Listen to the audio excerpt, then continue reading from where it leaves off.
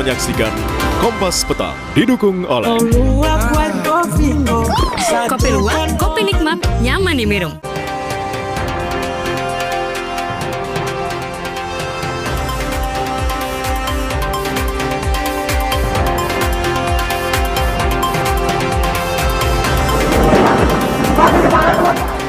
Demo menuntut perbaikan ekonomi usai putusan kenaikan BBM non-subsidi terjadi di sejumlah daerah.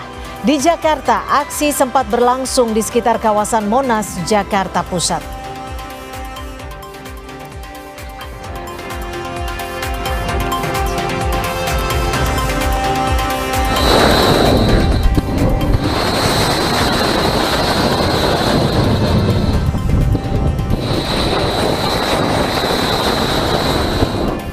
Amerika Serikat meluncurkan serangan udara putaran kedua terhadap Iran setelah Presiden Amerika Serikat Donald Trump memperingatkan bahwa Teheran akan membayar untuk negosiasi yang terhenti serta balasan atas insiden jatuhnya helikopter Apache.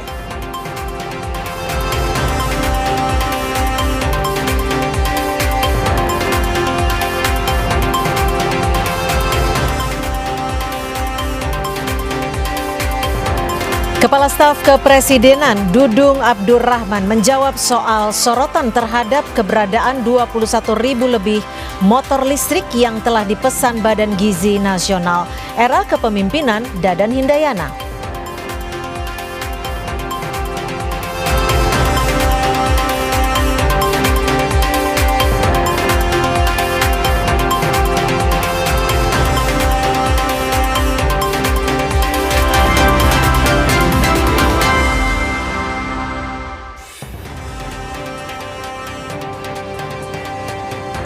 Halo saudara, bertemu lagi di Kompas Petang. Kali ini bersama saya Mahsister Tarigan.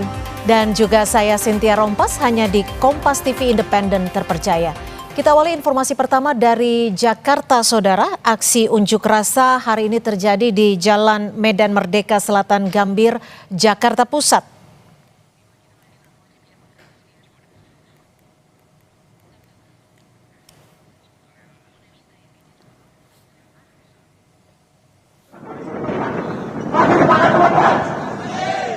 Dalam aksi ini, massa mahasiswa menuntut pemerintah melakukan perbaikan kondisi ekonomi.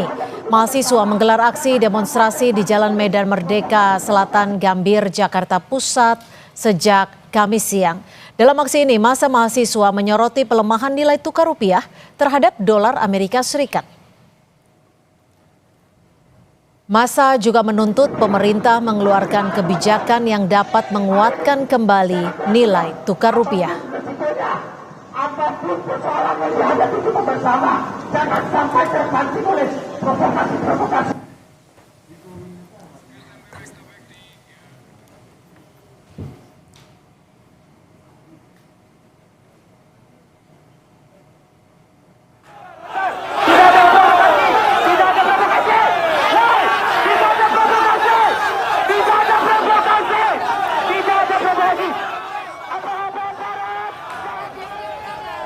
Di Kota Pekanbaru Riau, aksi demonstrasi mahasiswa di depan gedung DPRD Provinsi Riau diwarnai aksi saling dorong saat polisi berusaha menghalangi massa masuk ke gedung DPRD Provinsi Riau. Dalam unjuk rasa ini, mahasiswa menuntut evaluasi 600 hari kerja Prabowo Gibran, termasuk evaluasi penggunaan APBN untuk program makan bergizi gratis. Hari ini kita sama-sama memperjuangkan aspirasi dan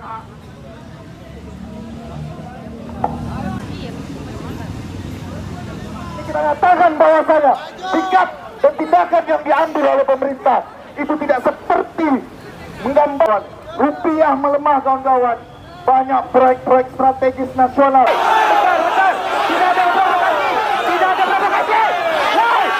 Kami di sini menuntutlah kepada pemerintah pusat, kepada terkhususnya Prabowo Gibran, evaluasi kinerja yang dilakukan sekarang saat ini, Bang. Bagaimana kinerja Prabowo Gibran sampai hari ini? Kalau sama-sama kita ngelihat, Bang, lebih banyak negatifnya, Bang, daripada positifnya. Karena perlu memang evaluasi besar-besaran. Jika reformasi tidak dilakukan, maka revolusi lagi yang dijalankan, Bang. Mungkin itulah dari mahasiswa Universitas Islam Riau. Semangat kawan-kawan! Padahal Aksi unjuk rasa juga dilakukan warga dan mahasiswa dari berbagai universitas di Bandung, Jawa Barat. Massa berorasi di depan gedung DPRD Jawa Barat menuntut pemerintah melakukan perbaikan ekonomi imbas kenaikan harga BBM jenis Pertamax dan melemahnya harga nilai tukar rupiah terhadap dolar Amerika Serikat.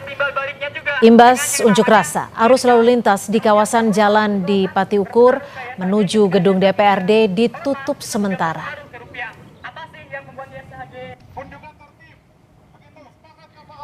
Semangat kawan-kawan.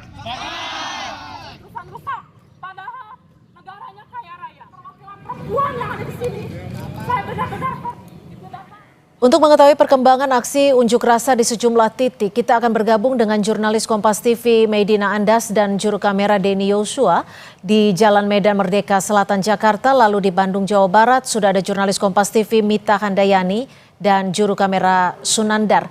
Kita akan ke Medina terlebih dahulu. Medina, seperti apa aksi unjuk rasa di sana? Apakah masih berlangsung dan apa saja poin tuntutan dari masa aksi?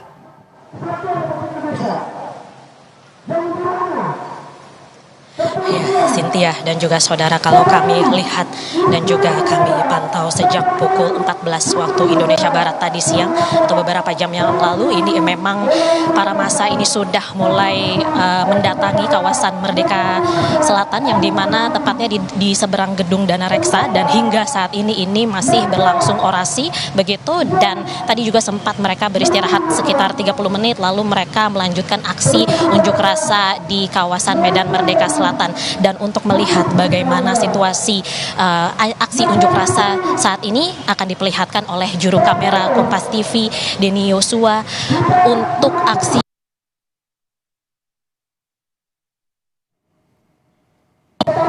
tuntutan-tuntutan yang menjadi fokus dalam aksi ini adalah perbaikan kondisi perekonomian nasional, yang dimana massa menilai pemerintah perlu mengambil langkah yang lebih konkret untuk menjaga stabilitas ekonomi dan juga meningkatkan kesejahteraan masyarakat begitu. Dan adapun poin besar yang disuarakan hari ini yaitu tuntutan agar pemerintah melakukan perbaikan ekonomi, yang dimana mereka menilai kebijakan yang diterapkan saat ini perlu dievaluasi agar mampu menjaga stabilitas harga, kemudian juga meningkatkan daya beli, serta memberikan kepastian ekonomi bagi masyarakat. Selain itu juga, selain menyoroti isu ekonomi, dari massa ini juga mendorong evaluasi terhadap kinerja pemerintahan Prabowo Gibran yang telah berjalan sejak tahun 2024 yang lalu. Dan dalam aksi ini para peserta juga menyatakan bahwa suara mahasiswa ini perlu terus disampaikan sebagai bagian dari fungsi kontrol sosial terhadap jalannya pemerintahan. Dan memang hingga sore hari ini aksi unjuk rasa masih berlangsung begitu, dan bisa saya bilang ini juga berjalan secara kondusif dengan pengawalan dari aparat kepolisian yang juga berjaga di sekitar lokasi sejak pukul 14 waktu Indonesia Barat yang lalu. Dan terus kami masih memantau aksi perkembangan ini, dan jika nantinya memang ada perkembangan info kembali tentu akan kami laporkan kembali begitu, Cynthia. Selanjutnya kita akan bergeser ke Bandung, Jawa Barat. Sudah ada Mita Handayani di sana. Mita, seperti apa situasi aksi unjuk rasa di Bandung, Jawa Barat, Mita? Ya, selamat sore Cynthia. Ini untuk aksi unjuk rasa yang berlangsung di depan gedung DPRD Provinsi Jawa Barat di Kota Bandung ini masih berlangsung, dan untuk kegiatan demonstrasi ini juga diisi oleh orasi-orasi dari mahasiswa dan juga masyarakat umum. Tadi ini untuk yang hadir pada masa aksi kali ini kebanyakan adalah mahasiswa, namun juga banyak masyarakat yang hadir seperti itu. Nah, untuk demonstrasi sendiri ini ada beberapa yang menjadi tuntutan yang menjadi dasar demonstrasi hari ini. Di antaranya adalah diakibatkan karena kenaikan harga BBM yang berlangsung pada kemarin, pada 10 Juni lalu tanpa peringatan seperti itu. Lalu untuk yang kedua ini adalah meminta pemerintah untuk menguatkan nilai rupiah yang melemah, karena memang belakangan ini untuk nilai rupiah terhadap dolar ini semakin terpuruk seperti itu. Dan harga kebutuhan pokok, di mana memang untuk masyarakat sendiri banyak yang mengeluhkan bahwa untuk harga kebutuhan pokok seperti sayuran dan daging yang menjadi kebutuhan masyarakat ini setiap harinya ini naik seperti itu. Lalu para demonstran juga atau massa aksi ini meminta bahwa makan bergizi gratis program ini dihentikan karena mereka lebih menginginkan bahwa pemerintah ini lebih aktif terhadap pendidikan di Indonesia. Lalu selanjutnya ini massa aksi menuntut Prabowo Gibran untuk turun ke masyarakat dan menjelaskan kondisi ekonomi yang terjadi di Indonesia akhir-akhir ini. Dan Cynthia dan juga saudara, ini untuk kegiatan sendiri yang sudah berlangsung dari pukul 3:30 tadi sore.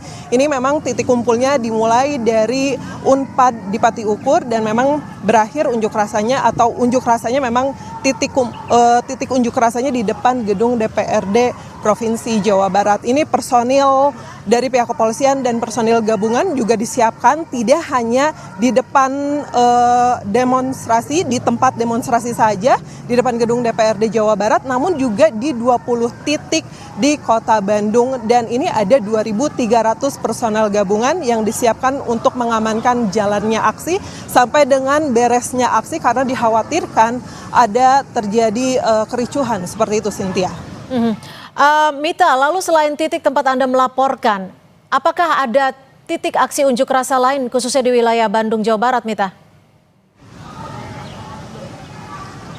Ya, Cynthia, untuk saat ini memang titik demonstrasi sendiri dikabarkan untuk hari ini berlangsung di Bandung di depan gedung DPRD Provinsi Jawa Barat. Dan Cynthia, perlu kami sampaikan juga ini tadi yang berorasi bukan hanya mahasiswa, tapi juga tadi juga ada perwakilan dari ojek online, di mana ojek online juga menyampaikan bahwa dengan buntut kenaikan harga BBM ini juga berpengaruh terhadap penghasilan mereka, di mana mereka ini juga tidak bisa serta-merta menurunkan menggunakan Pertalite atau BBM jenis subsidi seperti itu karena memang kondisi alat transportasi mereka yang memang mengharuskan memakai Pertamax seperti itu, dan diharapkan dengan adanya demonstrasi ini yang tidak hanya dilakukan oleh para mahasiswa namun juga masyarakat ini bisa mendapatkan penjelasan dari pemerintah dan segera memperkuat ekonomi Indonesia yang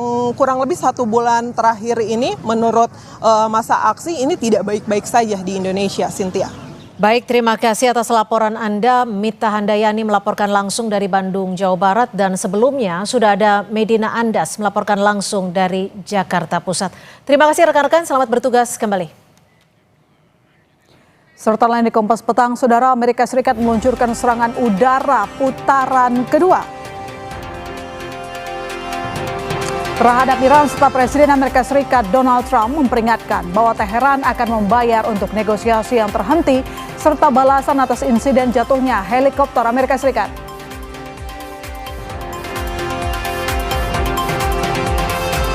Kepala Staf Kepresidenan Dudung Abdurrahman menjawab soal sorotan terhadap keberadaan 21.000 lebih motor listrik yang telah dipesan Badan Gizi Nasional BGN era kepemimpinan Dadan Hindayana.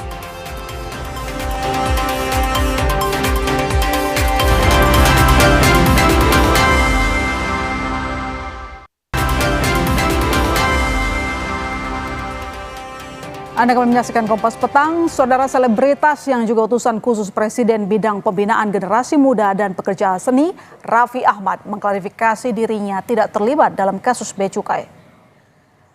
Dalam konferensi pers yang digelar Kamis siang, Raffi Ahmad membantah dirinya terlibat korupsi importasi barang Ditjen Bea Cukai dengan terdakwa pimpinan Blu-ray Cargo Group John Field. Raffi sebut ia hanya sempat bertemu tanpa berkomunikasi lebih lanjut dengan pihak Blu-ray saat ia mengunjungi Amerika Serikat pada 2025 lalu. Raffi bilang komunikasi yang dilakukan dengan pimpinan Blu-ray karena dirinya ditawari jasa penitipan barang. Sebelumnya nama Raffi Ahmad pertama kali muncul di sidang terdakwa korupsi importasi barang Ditjen Bea Cukai dengan terdakwa pimpinan Blu-ray Cargo Group John Field.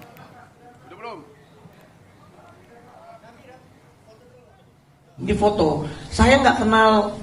Inilah orangnya. Ya, beliau memperkenalkan diri, tapi saya nggak kenal.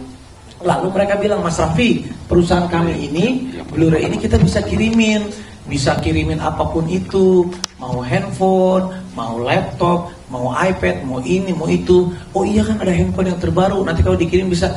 Ya nggak mungkin dong, saya bilang. Oh enggak, saya nggak mau kirim lewat kamu, kan nggak mungkin, saya bilang. Jadi itu dalam kira rame-rame gitu kan? Lagi rame-rame, saya bilang, oh iya. Oke, nanti kalau ada handphone yang baru itu, ya udah nanti saya kirim ya. Hanya sebatas itu. Intinya saya basa-basi. Baik, setelah itu saya pergi melanjutkan ke tempat yang lain. Hanya sebatas itu. Saya nggak tahu kenapa. Nggak ada. Sesudah itu tidak ada komunikasi lagi. Saya tidak ada nomor teleponnya mereka. Tidak pernah terima kiriman apapun. Tidak pernah terima kiriman apapun. Sebelumnya KPK membenarkan nama Raffi Ahmad muncul di sidang terdakwa korupsi importasi barang Ditjen Bea Cukai dengan terdakwa pimpinan Blue Ray Cargo Group John Field. Nama Raffi juga muncul saat pemeriksaan di tahap penyidikan. Namun KPK belum mendalami apakah ada dugaan penyelundupan di dalamnya karena jumlah barang yang dititip berupa 2 unit laptop. Namun KPK tidak menutup akan memeriksa Raffi jika ditemukan ada unsur pelanggaran. Betul itu ada fakta saudara RA itu menitip, tapi kita waktu itu belum sampai kepada mengarah bahwa itu penyelundupan. Karena ini hanya sekitar ada 2 unit mungkin yang dititipkan sampai kepada fakta-fakta yang menguatkan bahwa itu jadi bagian dari peristiwa Blue Ray mengurus keimigrasian di Ditjen Bea Cukai, sehingga kemudian itu tidak kita lakukan pemanggilan. Nah, apakah nanti fakta-fakta persidangan itu akan menjadi fakta baru yang kemudian perlu didalami, ya kita akan lakukan pemeriksaan-pemeriksaan tentunya. Saudara Kepala Staf Kepresidenan Dudung Abdurrahman angkat bicara soal 21.000 lebih motor listrik yang telah dipesan Badan Gizi Nasional BGN era kepemimpinan Dadan Hindayana untuk mendukung program makan bergizi gratis. 21.801 motor listrik telah dibayar dengan nilai anggaran 1,03 triliun rupiah dan saat ini dalam proses perakitan. Apakah selanjutnya motor ini akan dialihkan penggunaannya atau motor bisa dibeli oleh Kepala SPPG dengan sistem cicilan? Keputusan masih menunggu arahan Kepala BGN yang baru. Namun yang jelas pengadaan motor listrik ini juga masuk indikasi penggelembungan dana hingga 200 miliar rupiah. Totalnya 1,3 triliun, 0,3 triliun anggarannya. Nah, kemudian setelah dicek rupanya per 7 April ini masih dalam perakitan. Dan tapi ini sudah dibayar oleh pejabat lama.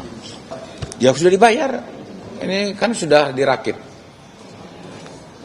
Ya nanti keputusan nanti terserah Kepala BGN, kalau misalnya nanti ada keputusan dari Presiden dialihkan ke mana yang bermanfaat, toh tuh gajinya SPPG itu kan lumayan tuh 6 jutaan, kalau nyicil satu motor kan cukup.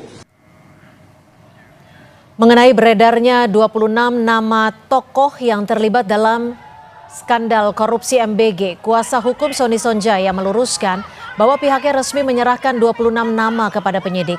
Beberapa di antaranya adalah oknum berinisial MS, SS, D, YZ, dan CA. Kuasa hukum Sony berharap pengajuan justice kolaborator dikabulkan agar kasus korupsi program MBG bisa diusut secara terang benderang. Saya luruskan pemberitaan-pemberitaan yang beredar di media bahwa yang telah disebutkan nama-nama itu bercampur dengan beberapa organisasi, totalnya keseluruhan ada 26 nama. Itu yang benar, yang telah diberikan kepada penyidik oleh klien kami. Jadi adalah, jadi jangan dikembang-kembangkan narasi-narasi yang nanti akhirnya jadi banyak pertanyaan kepada orang. Ya kita sebutkan aja lah berinisial seperti misalkan NS gitu loh, kemudian SS, lalu ada D yang disebutkan oleh klien kami, kemudian ada YZ yang disebutkan, lalu kemudian ada CA yang disebutkan. Nah yang lainnya nanti biarkan berkembang dengan sendirinya oleh penyidik.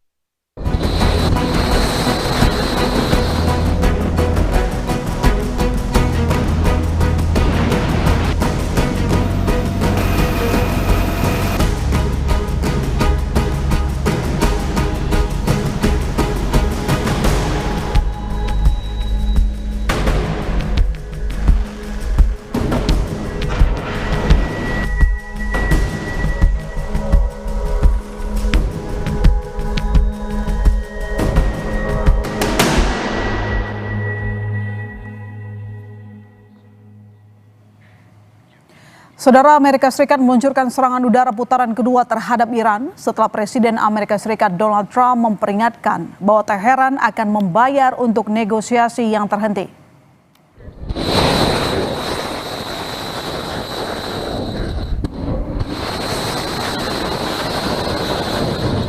Serangan baru di beberapa kota terjadi ketika upaya untuk menegosiasikan mengakhiri perang di stop Iran. Teheran bersikeras akan mempertahankan pengaruhnya di Selat Hormuz yang telah mengganggu pasokan energi global dan membuat harga minyak naik. Angkatan Laut Amerika Serikat meluncurkan rudal jelajah Tomahawk dari USS Michael Murphy ke target-target di Iran pada hari Rabu. Iran mengancam akan membalas serangan itu dan sirene rudal berbunyi Kamis pagi di Bahrain, markas armada kelima Angkatan Laut Amerika Serikat. Sementara militer Kuwait melaporkan bahwa pertahanan udaranya ditembak.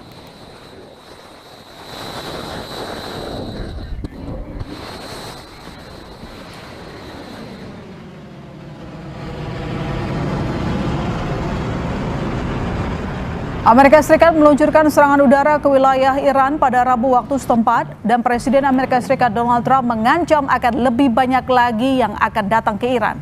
Usai helikopter tempur Amerika Serikat ditembak jatuh oleh militer Iran. Trump juga memperingatkan bahwa Teheran akan membayar untuk negosiasi yang dihentikan. Ancaman ke Iran disampaikan Trump di Gedung Putih dan media sosialnya beberapa jam setelah Bahrain, Kuwait, dan Yordania diserang Iran. Well, we're going to be attacking them very hard. Resuming bombing? Yeah, well, we are. Based on the helicopter, I guess we have the right to do that. You know, they shot down a very incredible, actually an incredible machine. And at first they said they didn't do it, then they admitted they did. It's sort of easy because we have the bomb. We actually have the bomb. Got very lucky that bomb didn't explode. That bomb was lodged in the helicopter, it didn't explode. It was on fire, but it didn't explode. It's just... Saudara, Polda Metro Jaya didesak relawan Jokowi untuk segera menahan Roy Suryo dan Dr. Tifa agar menghindari tudingan adanya diskriminasi hukum. Sebagai bentuk perlawanan, kubu Roy balik melaporkan Rismon Sianipar dan salah satu relawan Jokowi atas dugaan fitnah dan pemberian keterangan palsu dalam akta otentik. Pembahasannya kami hadirkan selepas jeda.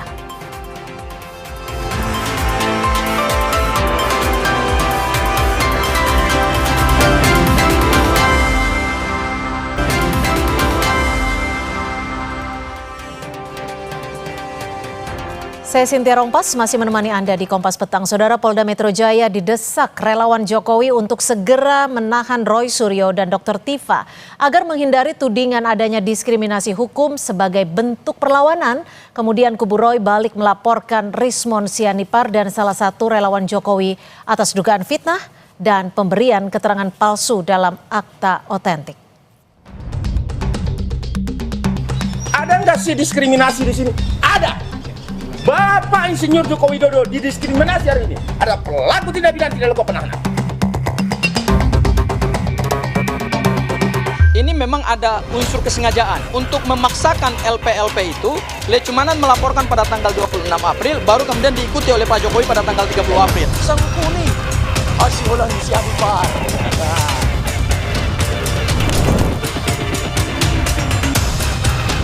Tersangka dugaan fitnah ijazah Jokowi Roy Suryo resmi melaporkan Lecumanan dan Rismon Sianipar ke Polda Metro Jaya atas dugaan pemberian keterangan palsu dalam akta otentik.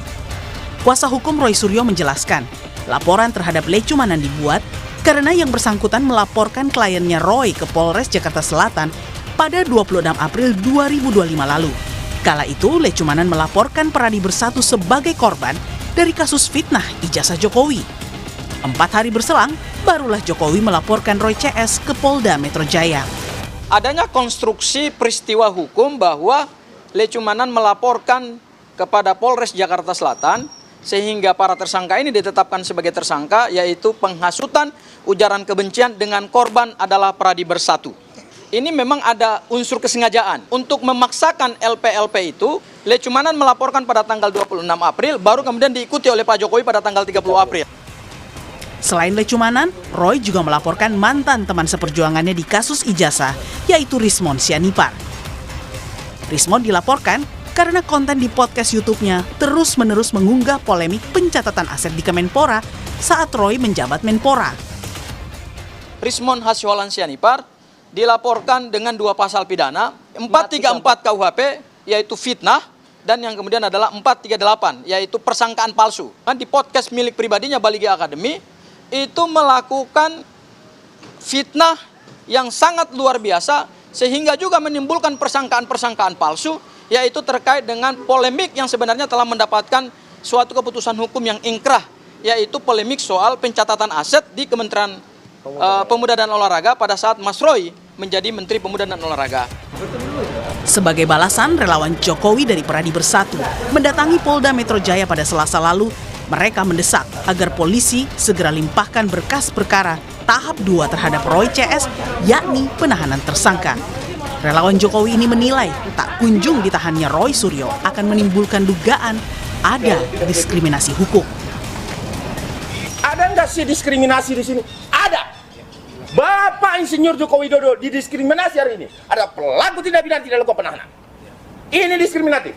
Saya tanya, stupa Borobudur mukanya siapa? Pak Jokowi. Oke, clear ya. Kemudian terjadi pidana berulang ini, siapa yang menjadi objek? Pak Jokowi. Clear bos, ini bukan persoalan anak dengan bapak. Presiden Republik Indonesia, Mas Gibran, Bang Dasko, yang saya sangat sayangi, mohon Bang Dasko, ini harus diberikan atensi. Berikan atensi keras ini. Di waktu bersamaan, Rismon kembali menantang Roy Suryo dengan merilis buku monografi otentikasi ijazah Joko Widodo. Rismon kembali mempertanyakan kepakaran Roy Suryo sebagai peneliti karena tak memiliki tulisan karya ilmiah tentang ijazah Jokowi. Peneliti itu mengikuti data, bukan mengikuti kesimpulan harus itu. Itu politis. Peneliti itu mengikuti data. Uji lagi, ulangi lagi dengan data baru. Itu baru peneliti, ya. Dan peneliti tidak ada yang nggak membawa bukunya yang 49 halaman itu, ya kan? Harusnya dia bangga, bukan bukunya orang lain dia bawa-bawa. Ini loh buku saya yang 49 halaman, di setiap lembar itu ilmiah. Kan begitu. Kasus ijazah Jokowi yang sudah berproses lebih dari setahun, hingga kini belum ada kepastian soal status berkas perkara di Kejaksaan Tinggi DKI. Akibatnya, polemik antar kubu terus melebar hingga memunculkan laporan baru di polisi. Tim Liputan, Kompas TV. Dengan para buta-buta bola. Wah, ini buta-buta nih. Dia jadi raksasa. Bukannya semakin jelas, kasus ijazah Jokowi kini justru melebar ke aksi pelaporan kubu Roy terhadap relawan Jokowi dan Rismon Sianipar. Tak mau kalah, saudara, relawan Jokowi bersurat ke polisi hingga ke Wakil Ketua DPR Sufmi Dasko agar Roy dan Tifa segera ditahan. Lalu sampai kapan kasus ijazah Jokowi bisa tuntas secara hukum? Kita akan bahas bersama Roy Suryo dan juga Ade Darmawan yang sudah hadir di studio sore hari ini. Ya. Selamat sore Mas Roy. Sore Mbak Cynthia. Terima kasih sudah hadir di Kompas ya. Petang. Mas Roy, Ya, selamat sore. apa urgensinya laporan Anda? Sangat urgent. Terus terang ya, kami memang baru lapor atau melaporkan Lecumanan karena memang kami baru mendapatkan LP-nya Lecumanan secara detail seperti ini. Di sini tuh jelas Lecumanan tuh ternyata yang menjadi korban tuh organisasi namanya Peradi Bersatu. Namanya organisasi kok punya perasaan kok bisa lapor tuh gimana? Nggak bisa. Maka ini yang kenakan dilaporkan berdasarkan organisasi ya? Iya, jadi ini apa dia hubungannya organisasi ini dengan ijazahnya Jokowi yang palsu? Nggak ada, maka dia kena pasal 434 di Undang-Undang KUHP yang baru, yaitu tentang menempatkan keterangan palsu di atas akta otentik. Nah, satu lagi yang saya laporkan adalah orang namanya si Dr. Rismon Hasyolan Sianipar dokternya palsu soalnya. Kenapa? Karena dia kudet banget. Sudah tahu di tahun 2026 masih baca-baca berita lama tahun 2008, bahkan tahun 2008. Padahal jelas banget nih pemberitaannya sudah jelas ya. Pemberitaannya itu sudah jelas, bahkan sudah muncul putusan pengadilan. Jadi persoalan itu makanya ya kami laporkan ini bebal banget nih orang ini ya. Oke, kami tangkap. Padahal dokternya palsu. Ya, jadi Mbak Cynthia terkait laporan polisi Pak Roy, Mas Roy terhadap Lecumanan itu menjadi atensi khusus saya. Itu pasti saya kejar Mas Roy ini. Saya kejar, pasti saya kejar dan saya hati-hati Mas Roy ya. Nih. Bagi penasehat Silakan hukum, dikejar. penasehat hukum Mas Roy ya, dan orang-orang yang terlibat di dalam laporan polisi ini juga ya. Kalau sampai ini tidak bisa dibuktikan secara hukum, maka parah. Ini akan terjadi laporan balik. Sama dengan halnya gini Mbak Cynthia. Pada saat kami melaporkan Mas Roy, kalau itu tidak bisa dibuktikan secara hukum, maka kita juga tentu harus berhati-hati dalam hal ini. Tapi saya lihat Mas Roy hari ini, dia ini sudah hantam kromo. Jadi saksi mahkota atau saksi yang gak ada saksi mahkota ini belajar hukum di mana? Saksi mahkota itu masih tersangka. Wah ini parah nih. Padahal kan yang ini kasusnya harus pulang dari fitnah semester 1. ijazah Pak Jokowi. Anda kan hanya sebagai relawan. Jadi begini, persoalan jelas pada kedudukan hukum. Kedudukan hukumnya jelas 108 KUHP. Di dalam 108 KUHP lama ya. Itu jelas dikatakan Mbak Cynthia bahwa siapapun yang melihat, mendengar satu tindak pidana, maka dia berhak untuk melaporkan. Itu kedudukan hukum itu. Kedudukan hukum dengarnya di mana? Di siaran TV itu kedudukan lagi. hukum. Salah Terus lagi.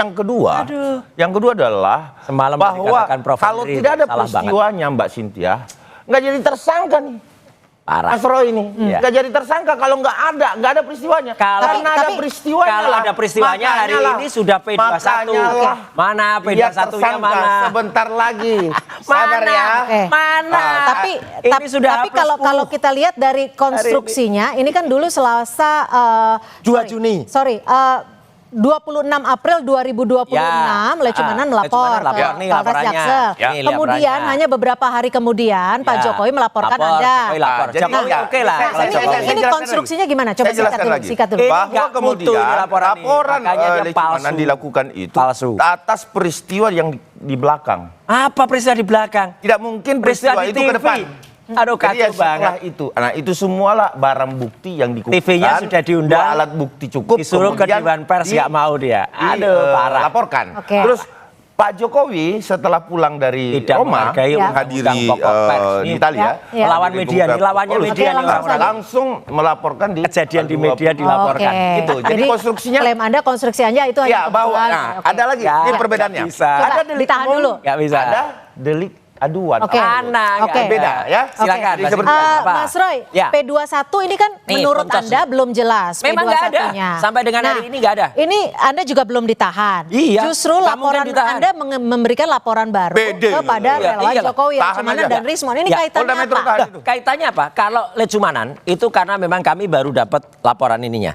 Jadi begitu kami tahu ini. Kalau tahu dari dulu sudah dilaporkan dari dulu. Kalau si Omon, memang Omon ini memang konyol banget. Hari-hari ini dia tiap hari, itu kayak minum obat aja tiap hari itu bikin postingan-postingan ngaco. Malah makin mundur. Dulu 2018 berita-berita lama. Soal saat Anda menjabat sebagai Menpora ya? Ya, padahal sudah jelas dia tuh bodoh atau dungu atau bebal atau apa ya. Ditahan bahasa jelas. Anda. Makanya, iya karena dia juga mengatakan yang sama. Makanya gini, Mbak. Putusan pengadilannya sudah terbit. Jadi menurut pengadilannya apa itu? Apa ini yang waktu Anda Menpora? Kemenpora sudah mencabut gugatan dan menyatakan itu selesai. Jadi kalau mengatakan selesai, ngapain juga si Omon yang nggak punya legal standing ngomong aja, makanya udahlah dia biarin tapi aja. Jangan mau jadi Menpora kalau Anda tidak mau dikritik sama rakyat. Nggak bisa, Anda harus jadi negarawan. Anda pejabat. Mas Roy mantan pejabat, kenapa nggak mau dikritik? Makanya ini. Kamu nggak mungkin jadi menteri, nggak mungkin jadi menteri. Mas Roy, Mas Roy ini manusia sudah jelas mempersatukan. Dia laporkan, laporkan Anda. Ditahan dulu, karena menurut Mas Roy, itu keputusannya sudah inkrah, sudah ada putusan pengadilan. Ini nggak ngerti. Inkrah. Cabut apa inkrah? Tadi ngomongnya dicabut. Dicabut atau inkrah? Dicabut dan inkrah, ada keterangannya. Dicabut dan inkrah mana? Apa ada?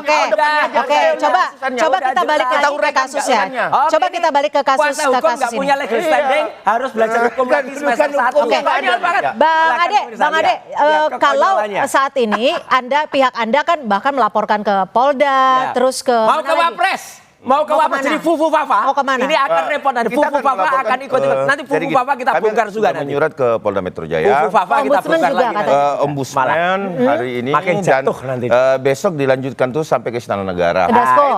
Semuanya. Kenapa? Tidak hanya sampai ke Bang Dasko, tapi juga kepada presiden yang nggak punya ijazah juga. Tapi kenapa relawan bisa sampai mendesak polisi untuk menahan Bang? Dasarnya. Nggak mungkin mendesak, dasarnya meniat membakar. adalah residivis. Bakar residivis. Ini sudah dua kali melakukan tindak pidana sejenis nih. Namanya residivis. Itu masuk LP.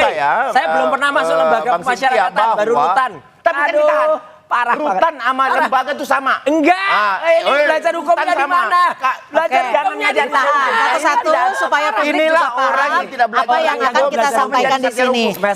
Oke. Ditahan supaya gini, supaya kita pembahasannya tuh bisa lebih mengenai dan publik paham. Gimana Bang Andi dilanjutkan? Ya, jadi kami akan harus belajar hukum lagi dan kuliah lagi ya. Dasarnya adalah sarjana hukumnya palsu nih kali. Tahan dulu Mas Dua kali melakukan tindak pidana sejenis. Ini kan tidak bisa kita tolerir. Malah membakar artinya apa yang dilakukan Mas Roy nggak sadar-sadar nih. Apakah orang seperti ini kita mau biarkan? Itu yang pertama Mbak Siti. Yang kedua, di negara mana ada pelaku kejahatan 2 kali dengan dua kali korbannya beda, pelapornya beda. Ia melakukan lagi dan tidak dilakukan penahanan. Apakah orang parah? Kita tidak menyalahkan. Terima kasih banget kepada Kepolisian Negara Republik. Kita tidak menyalahkan apapun. Mas Roy, hari ini bertanya. Dan nggak usah dianggap deh. Kok ada orang yang legal standing? Kita sudah tangkap Bang Andi.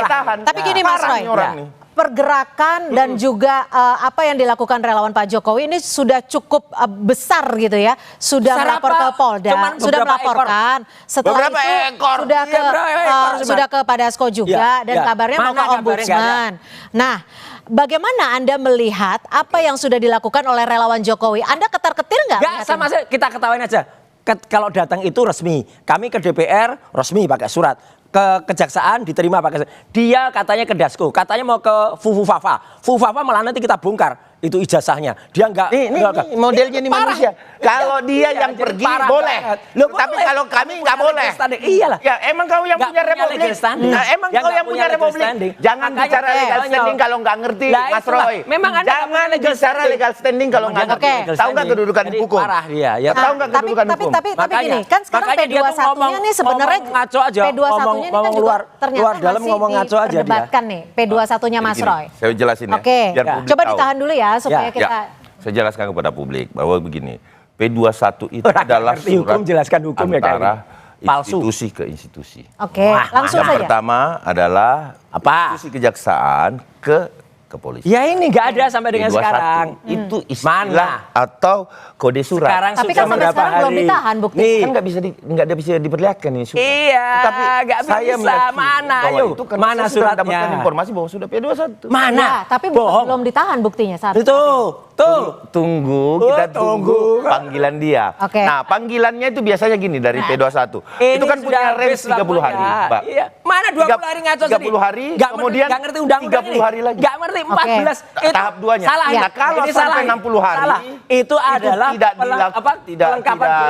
dikirimkan tahap 2, maka kejaksaan berhak mengembalikan seluruh berkas. Ya semua. 14 hari diumumkan P21 mana? Tidak ada tahap 2. 2 kali tahap ya. Oke, Mas Roy. Tahap 2, sisa tahap 2. Ini ada bukunya Bang Rismon. Buku sampah. Bukan bisa bilang begitu karena Anda juga maksudnya kita di sini coba sebagai katanya saksi mahkota kan? Nah, salah besar. Yang nama saksi mahkota itu ini orang di pengadilan ini kau yang nggak ngerti, Roy. Dia tidak. Ini Mas Roy yang nggak ngerti. Saksi mahkota. Ini Mas Roy tidak ngerti apa yang kita ke saksi mahkota. Sebelum kita ke saksi mahkota, Bang Rismon meminta Anda untuk membuat buku yang berdasarkan karya ilmiah. Bagaimana Anda menjawab tantangan Bang Rismon? Nggak bisa. Jadi Rismon mana aturannya? Rismon tuh mau bilang apa persoalannya pendek, persoalannya panjang. Sisa gua bawain tutupnya nih ya. Kemarin tutupnya gua nggak kasih ya. Nah sekarang pemerintah saya kasih tutupnya nih ya. Nih buat dia nih. Sekarang gini ya. Ini kan sebenarnya ini adalah kasus hukum. Konstruksinya masyarakat juga ingin tahu. Mudah-mudahan jangan sampai ini hanya dijadikan gimmick, berbalas gimmick, dijadikan lelucon. Kita ingin tahu seperti apa sebenarnya. Jadi begini Mbak Cynthia. Ada Darman belajar hukum lagi deh. Sekali lagi saya sampaikan. Tapi tunggu sebelum ke sana, Bang Rismon benar akan dijadikan saksi mahkota jika kasus ini sampai Coba jadinya mahkota. Dia sudah menandatangani BAP. Ini konyol. Gak ada saksi mahkota. Dia sendiri yang ngomong sama saya. Bang, bukan apa saja yang bocorannya apa saja yang akan disampaikan Bang Rismon? Bang Rismon akan mematahkan seluruh metodologi yang dilakukan Mas Roy. Artinya begini, sekarang saat ini perjuangan mereka bertiga sebelumnya itu betul-betul semua metodologi itu dilakukan penelitiannya itu melalui Rismon. Nah, Rismonnya saat itu sudah menemukan satu metodologi yang itu adalah asli. Itu akan dipatahkan nanti pengadilan. Makanya dilaporkan Mas Roy, makanya dilaporkan lulusan mana? Mas Roy, tunggu, tahan pertanyaan saya. Pertanyaan saya supaya jelas dijawabnya clear gitu ya. Bang Rismon dikabarkan akan jadi saksi mahkota. Ini sudah disampaikan Bang Ade ya. Apakah ini dasarnya Anda khawatir sehingga Anda melaporkan Rismon? Karena Anda khawatir Bang Rismon akan memberikan kesaksian di sidang nanti. Saya melaporkan Rismon itu dokter palsu ya, sekali lagi dokter palsu Rismon Sianipar yang sudah membuat surat kematian palsu. Itu surat kematian palsu dia dibuat oleh istrinya itu, yaitu karena dia kudet. Ya, karena dia bukan salah jangan suka ini selalu menentukan sesuatu. Tidak boleh dan lain-lain sebagainya jadi saksi mahkota. Bagaimana ada seseorang yang bukan hakim bisa mengatakan bahwa tidak jadi saksi mahkota, sementara Anda sendiri ngerti hukum aja enggak? Tapi Anda dulu sepakat dengan semua pemikiran Rismon saat menciptakan buku. Rismon masih waras. Sekarang Rismon itu udah ditranslasikan otaknya. Ya harusnya Mas Roy juga harus waras. Harus waras. Rismon itu udah enggak Mas Roy yang harusnya waras kembali jalan yang benar. Apa yang mau dirawat? Saya punya rumah sakit jiwa di Jogja. Ya silakan Mas. Oke. Anda yakin? Anda tetap yakin bahwa ini tidak akan PSS 1 sehingga tidak ditahan? Karena kalau itu dengar kata Pak Ugroseno, dengar kata ngapain dengar yang didengar hakim, jaksa sama polisi. Pengamat hukum sekarang mengatakan kalau Pak Petrus itu juga banyak orang mantan hakim agung mengatakan P21 itu kalau tidak pernah ada yang di SP3. Kau tunggu bagianmu Roy. Ya. Anda yakin Bang Roy akan segera ditahan? Jadi nggak mungkin ada parah itu ya. Kita meyakini itu kenapa? Karena kami hanya berdasarkan hal-hal yang kita anggap bahwa ini penting. Bukan kuasa hukumnya ada Jokowi. Orang melakukan tindak pidana berulang, habis diperiksa keluar lagi. Surat kuasa dari Jokowi mana? Surat kuasa dari Jokowi mana? Gak ada. Kuasa hukum Jokowi mengatakan mereka bukan lawyernya Jokowi. Nah ini kau, ini kau. Ini kau. Oke, singkat saja ya Mas Roy. Tantangan Anda soal Bang Rismon minta bukunya secara ilmiah. Anda katanya tahan dia. Ngapain bukunya? Berarti Anda nggak berani menjawab tantangan Bang Rismon? Kita nggak perlu menjawab orang yang punya integritas. Yang bilang Radis tidak berani. Orang yang nggak ada nggak berani. Bukunya kita buang aja itu. Nggak ada isinya buku itu. Ya. Ke Polda Anda melaporkan kemana lagi? Ke Ombudsman dan Komnas HAM. Ombudsman dan Komnas HAM. Oke, kita akan ini tahu nih Mas Roy. Terima kasih Bang Ade dan Maman, terima kasih Mas Roy. Mudah-mudahan next pertemuan kita tidak ada gimmick-gimmick lagi tapi lebih ke konstruksi hukumnya. Terima kasih. Terima kasih Mas Roy, terima kasih. Makasih Badut. Makasih. Oke, sudah cukup Bapak-bapak. Terima kasih. Saudara, informasi lainnya masih akan kami sajikan selepas jeda. Tetap bersama kami di Kompas Petang. Di antaranya kenaikan harga Pertamax yang mencapai hampir Rp4.000 diprotes pengguna kendaraan. Sejumlah warga memutuskan kembali beralih ke Pertalite karena tingginya harga Pertamax.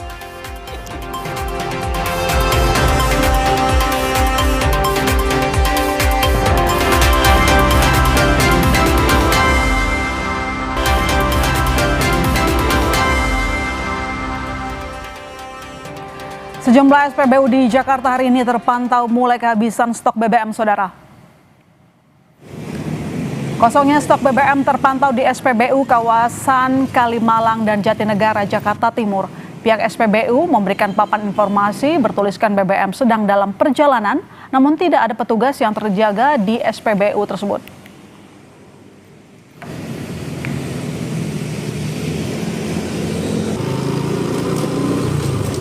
Kalau emang kosong harusnya dikasih pemberitahuan gitu, nggak ada orang sama sekali. Oh, tapi nggak ada orang sama sekali? Nggak ada. Oh, oke. Aktivitasnya ada nggak, Bang? Kenapa? Aktivitas di SPBU-nya ada nggak? Nggak ada orang. Nggak ada orang. Oh, nggak ada orang. Nggak ada orang. BBM-nya kosong atau gimana, Bang? Kurang tahu, kalau tulisannya dalam perjalanan. Ada tulisannya? Ada dalam perjalanan.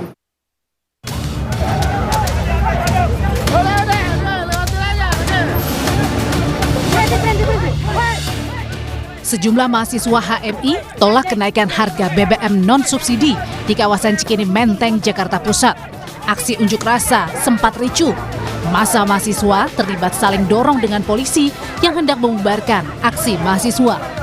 Massa menolak kenaikan harga BBM Pertamax yang dinilai terlalu mahal dan akan berimbas kepada melemahnya daya beli masyarakat. Salah kenaikan BBM. Mungkin hari ini yang naik cuman Pertamax, tapi tidak menutup kemungkinan ketika Pertalite mengalami kelangkaan, masyarakat Indonesia akan beralih ke Pertamax. Melemahnya nilai tukar rupiah terhadap dolar. Nah, hari ini kami menilai bahwa Presiden Prabowo Gibran tidak sepenuhnya bagaimana menstabilkan harga BBM, kemudian mengembalikan ekonomi yang Akibat kenaikan harga BBM non-subsidi, sejumlah pengendara mencari cara untuk tetap menjaga daya beli. Pengendara motor yang menggunakan Pertamax pun sebagian memilih beralih ke Pertalite. Ada juga yang memilih bertahan dengan Pertamax karena tak punya pilihan. Biaya kehidupan lain juga naik ya Mbak, bahkan sebelum Pertamax ini naik kan. Jadi ya salah satu siasatnya harus coba pindah ke Pertalite sih buat bisa lebih hemat. Ya baru kali ini ya setelah naik ngisi Pertalite tuh. Biasa 12.000 kan udah full tank. Sekarang dengan kenaikan jadi 16.000 itu masih buat yang lain sih. Jadi kita pikir buat ya udahlah isi 50.000 aja, yang penting ada isinya dulu aja. Gitu sih. Ketua Komisi 11 DPR fraksi Golkar, Muhammad Misbahkun menilai kenaikan harga Pertamax dipastikan memberikan tekanan terhadap inflasi meski besarannya masih dalam tahap penghitungan. Misbahkun bilang pemerintah tengah menyiapkan skema stimulus untuk mengantisipasi dampak kenaikan.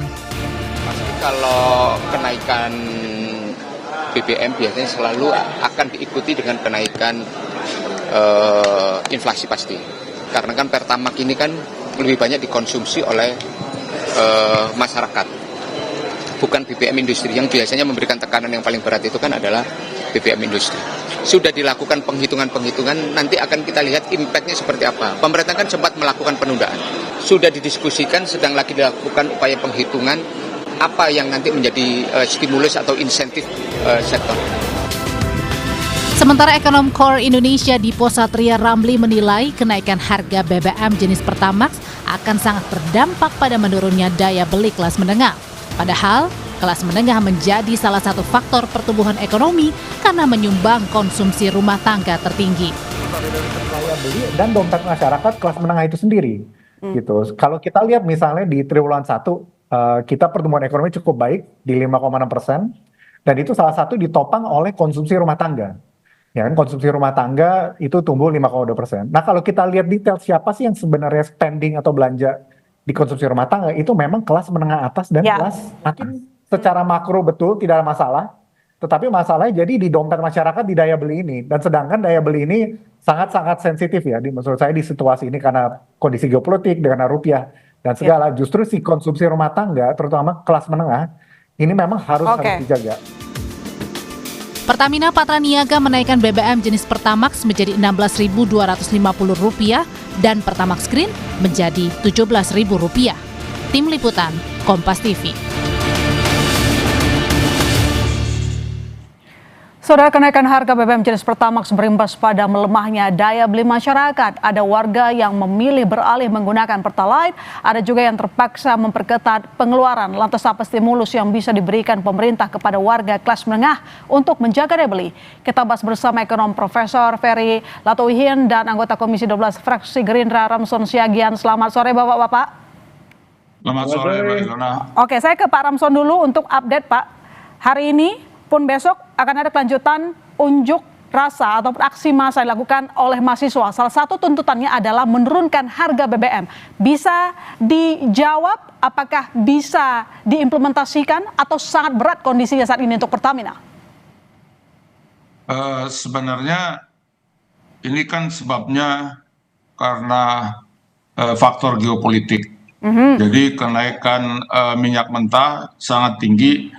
Untuk hari ini sekitar 90,56 US dollar per barrel sama 93,43. Jadi ini kalau di kurs dengan rupiah 17.994, kalau di FOB 10.248 per liter. Tapi kan ada faktor-faktor yang menambah kosnya, yaitu sea freight, terus pengolahan di dalam negeri, fee kilang, terus ada angkutan darat, terus fee SPBU, terus biaya depo, baru keuntungan.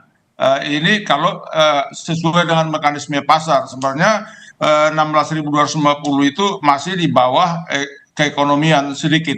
Tapi dinaikkan 12.300 ke 16.250 karena sekarang memang keadaan artinya tidak terlalu artinya harganya cukup tinggi naiknya. Kita juga misalkan, tapi ini kita mendoakan aja agar faktor geopolitik Amerika dengan Iran berdamai. Terus kalau di Singapura juga dibeli yang udah jadi juga itu produk atau BBM juga RON 92 sekitar 118 US dollar per barrel, RON 94 120 US dollar per barrel. Pak Ramson, memang ini ya. Kalau saya potong Pak, Bapak mengatakan bahwa harga BBM yang ada sekarang bukan harga keekonomiannya, belum harga keekonomiannya karena banyak beban, mulai dari faktor geopolitik, lalu kemudian pelemahan nilai tukar rupiah. Artinya kalau saya simpulkan, apakah ada kemungkinan nanti akan ada kenaikan lagi harga BBM? Oh, kalau itu tidak, kalau Pertalite kan tidak naik, tetap stabil 10. Kita ngomongin non subsidi Pak, non subsidi kok. Non subsidi memang ini kan kelas menengah ke atas. Kalau semua memang nanti dibebankan ke subsidi, memang APBN kita agak bisa terganggu juga. Jadi yang diperlukan oleh pemerintah, diperlukan nanti dari pemerintah untuk membuat keseimbangan agar penurunan konsumsi rumah tangga itu bisa ditahan dengan membuat stimulus-stimulus tertentu. Karena kalau di satu sisi juga kebetulan saya membuat kalkulasi begini sebelum direktur Patraniaga sekarang masuk sejak tahun 2002. Saya kan di Komisi Energi udah sejak tahun 99 dulu. Jadi memang faktor kenaikan harga minyak mentah ini masalah. Seperti di Amerika sekarang kenapa dikejar terus Trump? Kalau di sana lebih lain lagi. Kalau biarpun produksi minyak Amerika itu lebih besar daripada demand-nya, tetapi harga untuk masyarakat dengan harga harga global, harga market global. Jadi tidak, biarpun mereka produksi, kalau kita lifting minyak kita hanya 605.000 barel per hari. Baik, nanti saya lanjut lagi ke Pak Ramson soal perbandingan. Saya tahu Anda mengarah ke perbandingan harga BBM Indonesia dengan sejumlah negara. Tapi saya ke Pak Peri dulu. Pak Peri, hal yang selama ini kita khawatirkan akhirnya, bukan khawatirkan, sesuatu yang kita tahu akan menjadi realita. Ketika harga energi naik, kemudian rupiah terpuruk di hadapan dolar Amerika Serikat, akhirnya Pertamina naik harganya lebih dari 30%. Apakah ini menjadi tekanan paling besar terhadap kelas menengah?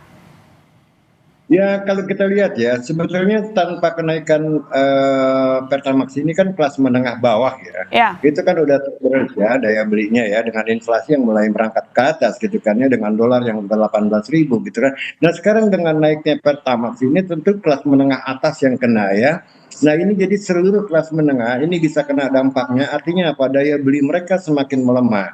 Dan ini memang sudah diprediksi, karena apa? Pada waktu itu orang kira bahwa tensi geopolitik perang Iran, US dan Israel ini akan sementara, Tapi yang harus kita perhitungkan adalah kembali lagi bahwa tensi ini tidak gampang seding ya kan, sampai sekarang pun perang itu tensinya masih tinggi. Dan sekarang pertanyaannya, seandainya harga minyak di atas 90 ini berlangsung masih 2 tahun lagi, apakah memang ekonomi kita kuat menanggung beban ya harga minyak yang tinggi itu kan ya. Dan sekarang ini adalah indikasi bahwa pemerintah juga tidak bisa lagi mempertahankan subsidi Pertamax ya kan, mau nggak mau mereka pemerintah harus menaikkannya dari 12.000 secara drastis ke 16.250. Itu drastis loh Ilona, itu kenaikannya kan 30%, bukan cuma 10% atau 5%. Ini menandakan bahwa Pak Fer, kalau saya potong, artinya menurut Pak Ferry, apakah memang menaikkan harga BBM menjadi subsidi atau sebenarnya ada opsi lain, misalnya mengotak-atik APBN, mengalokasikan anggaran untuk memberikan kompensasi kepada Pertamina? Oh iya, harusnya itu kan sekali lagi kalau APBN kedodoran kan opsinya cuma 3. Pertama adalah cut spending yang tidak perlu seperti MBG itu harusnya dilakukan, dan sudah terbukti kok kemarin bahwa MBG ini adalah sarang korupsi dan ketua BGN-nya kan sudah ditangkap oleh Kejagung. Kenapa kok tidak diumumkan bahwa proyek ini dimoratoriumkan, dirasionalisir, dievaluasi untuk tidak merongrong APBN kita gitu loh. Oke, ini kan baik. tidak dilakukan. Coba saya ke Pak Ramson lagi. Pak Ramson, bicara soal otak-atik anggaran misalnya disampaikan oleh Pak Ferry, apakah opsi itu sebelumnya tidak ada atau benar-benar ya sudah naikkan saja harga BBM non subsidi? Atau ada pertimbangan misalnya itu BBM-nya di otak-atik aja, diberikan, dialihkan begitu agar beban kompensasinya Pertamina itu bisa dibantu oleh pemerintah? Sebenarnya kan Pertamax Turbo ini kan menengah ke atas yang menggunakannya. Nah, kalau ini harus dibebankan lagi ke APBN, saya melihat agak kritikal ya. Terkecuali pemerintah berani menggeser program-program khusus. Di sini memang membuat suatu keseimbangan. Malah ada yang mengusulkan, saya baca hari ini, kepada Presiden agar subsidi produk dicabut. Kalau itu saya nggak setuju. Jadi ke subsidi persen, karena selama ini juga subsidi persen kan selalu diadakan ada bantuan sosial. Jadi intinya yang masyarakat menengah ke yang berpenghasilan lebih bawah itu harus diproteksi oleh pemerintah, harus dijamin oleh pemerintah bahwa harga Pertalite tidak bakal naik, solar tidak bakal naik. Tapi masalahnya sekarang Pak Ramson, ketika harga BBM Pertamax naik, orang beralih ke Pertalite, itu yang jadi soal sekarang. Ya, itu nanti tanggung jawab dari Pertamina, nanti juga dengan pemerintah untuk menanggung itu kalau ada switch konsumen. Misalnya ada ahli yang mengatakan 1:6, itu harus ditanggung jawab oleh Pertamina dan juga pemerintah untuk itu. Jadi kita minta dari DPR RI harus tetap disediakan Pertalite dan solar, tidak boleh sampai kosong di SPBU. Itu kita minta ke Pertamina. Nanti kita akan undang Pertamina, Patraniaga, dan juga holding untuk membahas ini. Jangan sampai ada kelangkaan Pertalite dan solar. Tapi juga Pertamax nggak boleh ada kelangkaan karena udah naik harganya. Jangan sampai udah disesuaikan harganya, naik harganya, ada kelangkaan, itu manajemennya nggak benar. Jadi tetap kita jaga agar kepentingan rakyat tetap terjaga. Baik juga masyarakat konsumen kelas menengah ke atas harus tetap terjaga. Iya, karena ngomong-ngomong soal kelas menengah, Pak Ferry, nggak cuma harga Pertamax, kita tahu Bank Indonesia menaikkan suku bunga 2 kali. Ini artinya bayang-bayang cicilan bakal membengkak, bakal tinggi, akan mengikat kembali kantong kelas menengah. Jadi butuhnya stimulus apa untuk kelas menengah? Gini, kalau menaikkan suku bunga itu kan saya rasa eksperimen dari Bank Indonesia ya. Di samping menaikkan suku bunga juga saya lihat ya tujuannya itu untuk meredam kenaikan dolar. Tapi kan kita khawatirkan bank-bank akan segera merespon dengan cepat, begitu Pak Ferry? Iya, tapi kan masalahnya kenaikan suku bunga itu kan sebetulnya dalam kondisi ekonomi yang tertekan seperti ini kan ada ongkosnya. Ya kan, makanya saya bilang BI tidak bisa berbuat apa-apa, dan buktinya dolar nih hari lari lagi ke 18.000, artinya tidak efektif ya menaikkan suku bunga untuk membela rupiah gitu loh. Sementara ongkosnya tadi ada kemungkinan kenaikan BI rate ini akan di-pass through ke dalam credit loan, ya akan ke bunga kredit ya, karena kalau loan rate gitu kan ya. Jadi karena buruknya rupiah kita itu bukan akibat kebijakan moneter, tapi akibat kebijakan fiskal dan regulasi-regulasi yang seolah-olah tidak diterima oleh market. Baik, tapi kalau untuk kelas menengahnya, Pak Ferry coba dijawab singkat saja. Apakah stimulus yang disiapkan, katakanlah ada 5,4 juta per orang katanya, disiapkan, saya nggak tahu itu untuk kelas menengah ataupun kelas bawah. Kalau kita lihat sepertinya untuk kelas prasejahtera, cukup atau tidak untuk menanggulangi ataupun mengantisipasi daya beli? Ya bukan masalah cukup, kalau memang uangnya ada ya itu termasuk lumayan meringankan kelas menengah, tapi masalahnya apakah APBN kita bisa melakukan itu? Apakah kita punya duit untuk melaksanakan itu? Itu kan the question mark untuk memberikan market kepercayaan, dan saya tidak yakin itu bisa dilakukan kalau harga minyak ini 2 tahun lagi masih tetap tinggi. Oke, baik, saya ke Pak Ramson. Sebenarnya suku bunga itu dinaikkan itu karena imbal balik yield dari obligasi di Amerika itu dinaikkan. Jadi sehingga memang banyak investor, kan ini uang ini kan seperti air aja nih. Jadi karena sistem keuangan global itu udah flat, di sana lebih untung mereka masuk ke sana.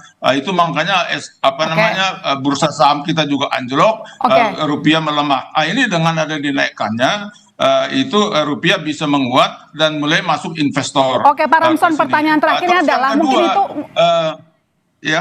ya itu memang untuk memberikan imbal hasil, tapi masalahnya soal stimulus yang disiapkan untuk kelas menengah apa? Singkat saja Pak Ramson. Ini soal kredit, ini saya juga punya data bahwa 3.000 triliun lebih kredit yang udah disepakati kayaknya belum direalisasikan. Coba Kompas memanggil BI dan Bambang Pelaksana dan juga OJK, berapa ribu triliun kredit yang udah disepakati, tetapi belum on gitu, belum on. Nah, ini juga perlu di mananya yang lemah, apa di sistemnya, di lapangan atau apanya gitu. Karena dapat kredit udah tapi belum dibelanjakan oleh yang mendapat kredit. Iya, baik, kita tunggu evaluasinya di sejumlah sektor ya, Pak Ramson. Terima kasih Pak Ferry juga. Selamat bertemu lagi nanti. Yang penting kita Saudara, sorotan lain di Kompas Petang, Amerika Serikat meluncurkan serangan udara putaran kedua terhadap Iran setelah Presiden Amerika Serikat Donald Trump mengancam Teheran akan membayar untuk negosiasi yang terhenti serta balasan atas insiden jatuhnya helikopter Amerika Serikat. Ulasannya kami hadirkan usai jeda.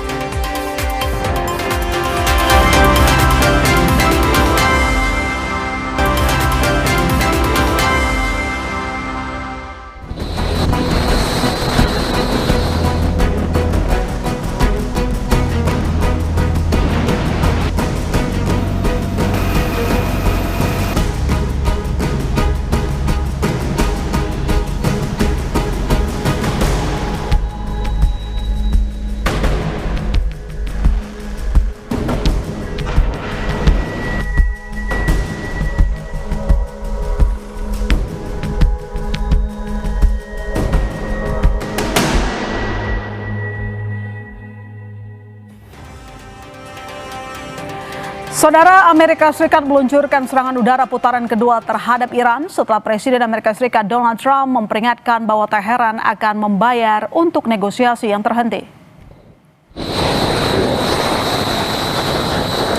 Serangan baru di beberapa kota terjadi ketika upaya untuk menegosiasikan mengakhiri perang di stop Iran.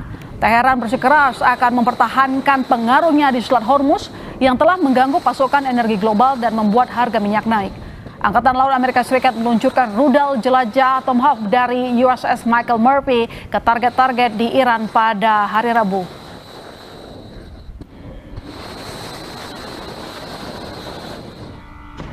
Amerika Serikat meluncurkan serangan udara ke wilayah Iran pada Rabu waktu setempat, dan Presiden Amerika Serikat Donald Trump mengancam akan lebih banyak lagi yang akan datang ke Iran usai helikopter tempur Amerika Serikat ditembak jatuh oleh militer Iran. Trump juga memperingatkan bahwa Teheran akan membayar untuk negosiasi yang dihentikan. Presiden Iran Masoud Pezeshkian menegaskan eskalasi militer Amerika tidak akan memaksa Iran untuk menyerah karena ketegangan berkobar lagi menyusul serangan Amerika Serikat semalam di beberapa lokasi di seluruh Iran.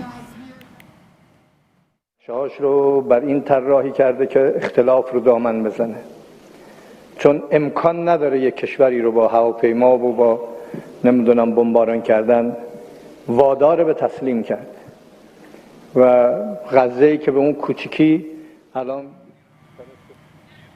Amerika membuktikan ancamannya untuk melakukan serangan balasan usai Iran menembak jatuh helikopter tempur Apache. Eskalasi kembali panas usai Amerika Serikat dan Iran saling serang. Selat Hormuz ditutup.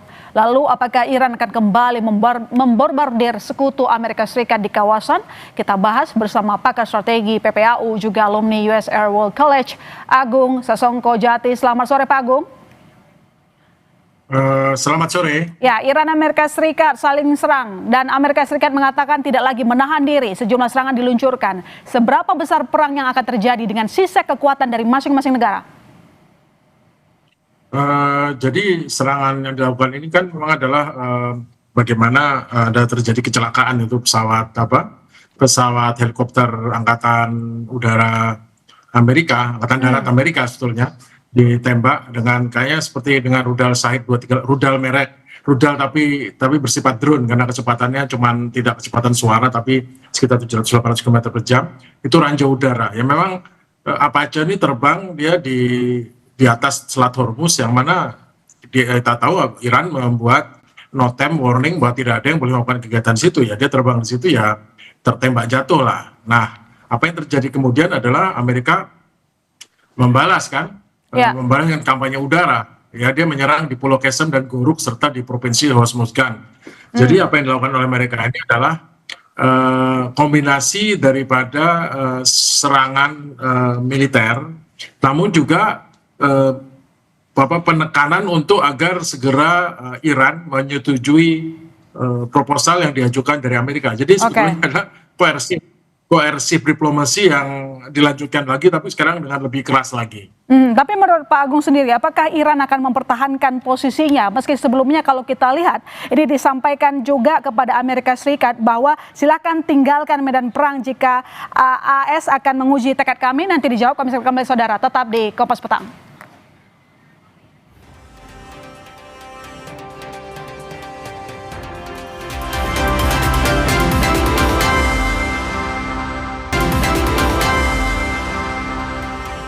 Ya, jadi Pak Agung, apakah menurut Anda Iran masih akan bertumbuh dengan menutup Hormuz dan menyerang negara sekutu? Karena kita lihat bagaimana Menteri Luar Negeri Iran Abbas Araghchi mengancam Amerika Serikat. Jadi tekanan Amerika kepada Iran itu adalah pertama adalah tekanan ekonomi ya. Dengan menutup Selat Hormuz, sanksi ekonomi jelas dari dulu ya. Kemudian menutup Selat Hormuz sehingga tidak bisa kapal masuk dan keluar, ekspornya Iran dianggap tidak bisa keluar, ekspor minyak lah khususnya. Tapi tekanan berikutnya sekarang adalah dengan menggunakan senjata. Nah, yang untuk senjata ini jelas kita udah tahu selama 40 hari itu Iran diserang dengan segala macam senjata mutakhir Amerika, sampai 50% senjata Amerika di dunia ini yang untuk menyerang dan untuk bertahan itu habis. Tapi yang tidak bergeming lah. Sekarang kira-kira berapa persen lagi senjata? Masih tidak terlalu banyak kan? Artinya tidak akan ada efek daripada serangan ini kepada ketahanan Iran, karena memang bukan itu titik center of gravity, titik lemahnya Iran bukan di situ. Jadi maksud serangan Amerika itu menurut Anda apa? Cuma mengancam aja? Iya, karena serangan terbatas kan. Amerika jelas serangannya terbatas tidak menyerang pusat pemerintahan Iran, tidak menyerang tokoh-tokoh pimpinan Iran. Yang diserang adalah tempat-tempat seperti pertahanan udara, kemudian tempat orang melepaskan rudalnya atau melepaskan drone-nya. Jadi ini adalah hal-hal yang memang proporsional kata mereka ya. Jadi namun tentu saja sama Iran juga dibalas kan. Iran balasnya tidak membalas ke Amerika langsung saja. Dia menyerang, katanya dia kena kapal Amerika, tapi juga menembak ke beberapa pangkalan Amerika di Bahrain, Kuwait, dan Yordania. Dan kita karena beritanya tertutup, kita tidak tahu hasilnya, tetapi kan itu cukup menakutkan dan cukup membuktikan bahwa Iran tidak mungkin bisa ditangkis 5, 10, 20 rudal. Tapi kalau Iran mengirimkan 100 rudal, apakah bisa ditangkis? Karena masalahnya apa cukup ada pertahanan udara di daerah situ dari Amerika dan atau negara setempat untuk menangkis ratusan rudal Iran. Kalau sekarang masih bisa, hitungannya cuma 1 lusin 2 lusin. Tapi kalau sampai 30, 40, 50, 60 belum tentu kan. Nah, ini sudah cukup mengancam sehingga Iran tidak bergeming. Kalau soal beginian dia tidak menyerah. 40 hari nggak nyerah, apalagi cuma serangan 1 hari. Jadi sejauh ini menurut Anda bagaimana dengan kekuatan Iran? Kekuatan Iran ya tetap kan sudah tahu. Kalau Iran sendiri kata orang Amerika sendiri 70% itu masih tersisa. Drone-nya sudah pulih kembali seperti semula. Nah dengan 70%, 40 hari perang saja baru 30%. Nah sekarang mau ngajak perang berapa lama lagi? Dan toh juga ini cuma tembak-tembakan yang intinya kan sebetulnya Amerika tuh pengen segera ditandatangani proposalnya. Iran juga sama. Ini hanya tit and tat sebelum capek. Karena kan gini, kalau nggak ada perang semacam atau tembak-tembakan seperti ini kan kurang seru ya. Amerika kan negara yang dramatik ya, negara yang masyarakatnya butuh cerita, butuh kisah, sehingga akhirnya seolah-olah kelihatan menang atau seolah kelihatan tidak kalah, sehingga akhirnya baru tercapai perdamaian. Karena memang itu yang dibutuhkan oleh Donald Trump untuk menyelamatkan artinya karir politiknya. Melihat perkembangan yang ada saat ini, saling serang, kata damai itu masih sangat jauh. Damai dalam pandangan Amerika lah, damai dengan dimana kelihatan dia lebih dapat keuntungan nuklir Iran ini, dan damai di bidang Iran lah dia dapat uangnya, dia bisa menjual dengan bebas. Perdamaian yang memiliki tafsir yang berbeda-beda di negara. Tetapi perdamaian yang dalam versi mereka mungkin dalam waktu dekat, tapi perdamaian dalam versi kita masyarakat normal mungkin masih jauh itu. Baik, terima kasih Pak Agung telah bergabung di Kompas Petang. Sampai bertemu lagi. Terima kasih, selamat. Saudara, sorotan berikutnya di Kompas Petang, warga berkumpul di Stadion Mogadishu, Somalia untuk menyambut wasit Somalia Omar Artan yang dilarang masuk ke Amerika Serikat menjelang Piala Dunia. Kami hadirkan usai jeda.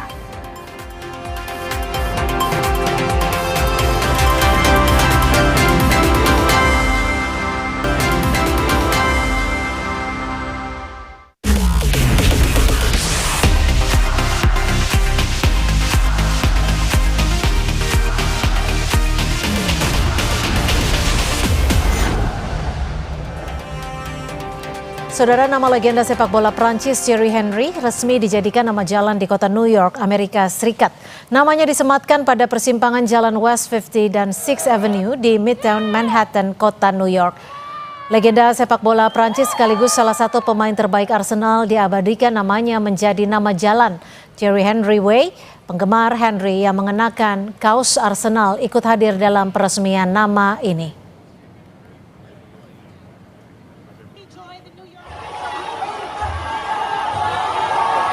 Warga berkumpul di Stadion Mogadishu, Somalia untuk menyambut wasit Somalia Omar Artan yang dilarang masuk ke Amerika Serikat menjelang Piala Dunia. Warga Somalia mengecam keputusan pemerintah Amerika Serikat yang mencegah Artan masuk.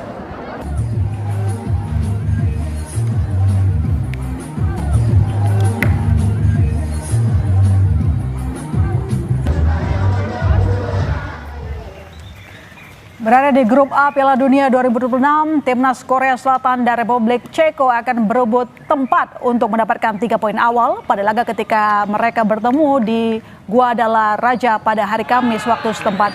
Edisi kali ini menjadi penampilan keempat Son di ajak sepak bola saling bergengsi dunia.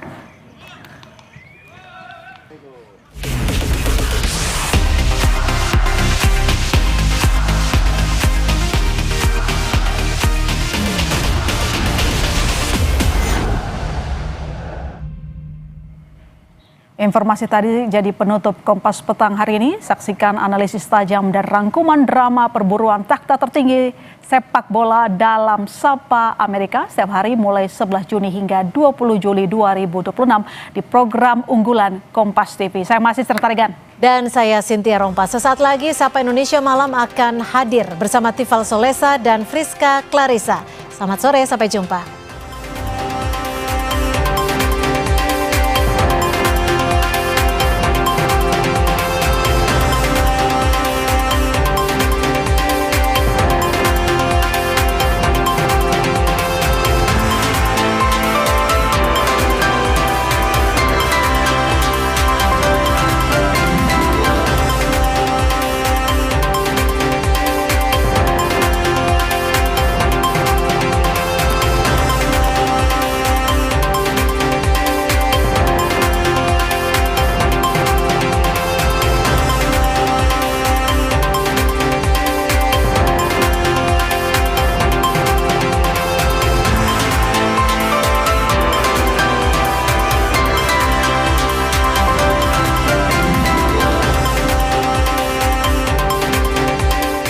Terima kasih Anda